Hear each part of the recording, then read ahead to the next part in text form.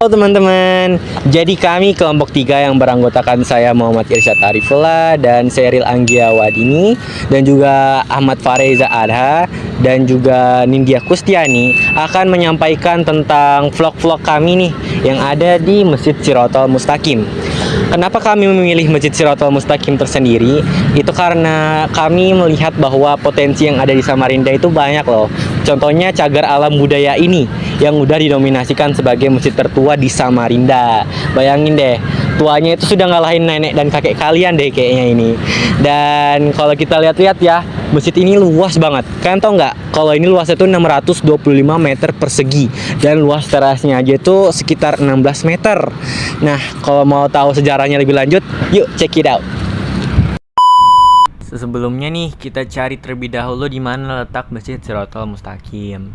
Jadi kita ke perempatan Jalan Karunafsi dulu, baru belok kanan ke Jalan Patimura. Habis itu lurus hingga Jalan Mas Penghulu, baru masuk ke dalam jalan situ dan lurus lagi sampai ketemu Masjid Shirathul Mustaqim. Nah, udah nyampe nih di Masjid Shirathul Mustaqimnya.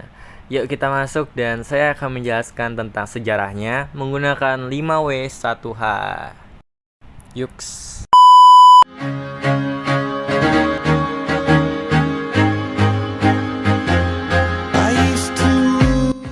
Jadi yang kalian lihat tadi itu adalah Masjid Shirathul Mustaqim. Masjid Shirathul Mustaqim adalah masjid tertua di kota Samarinda, Provinsi Kalimantan Timur, tepatnya di Kelurahan Masjid, Kecamatan Samarinda Seberang.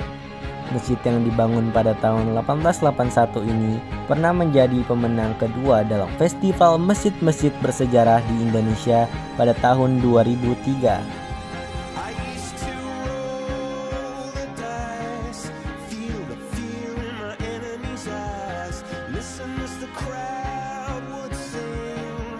Jadi ada kisah yang menarik nih tentang sejarah Masjid Shirathul Mustaqim.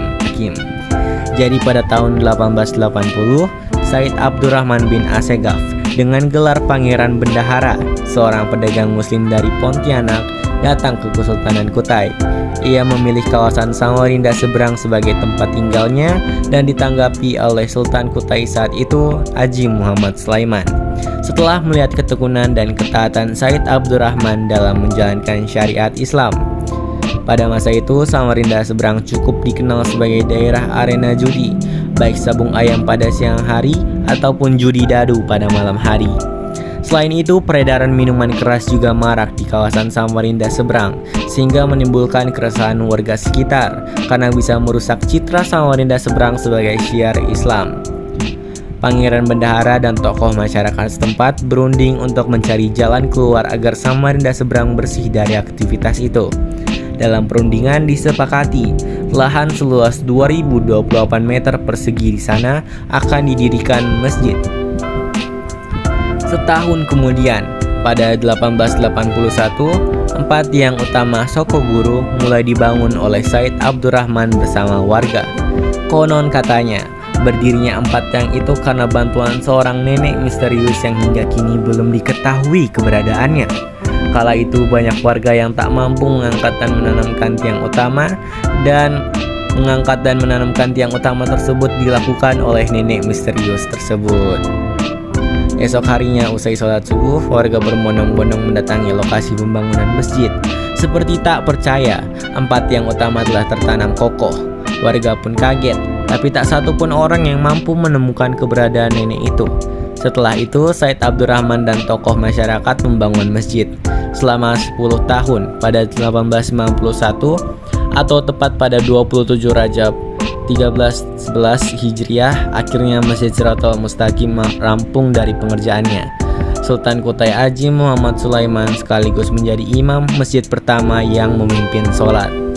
Setelah bangunan masjid rampung pada 1901, Henry Dazen, seorang saudagar kaya berkebangsaan Belanda, memberikan sejumlah hartanya untuk pembangunan menara masjid berbentuk segi 8, setinggi 21 meter. Menara itu berdiri tepat di belakang kiblat masjid. Itulah sejarah dari Masjid Shirathul Mustaqim.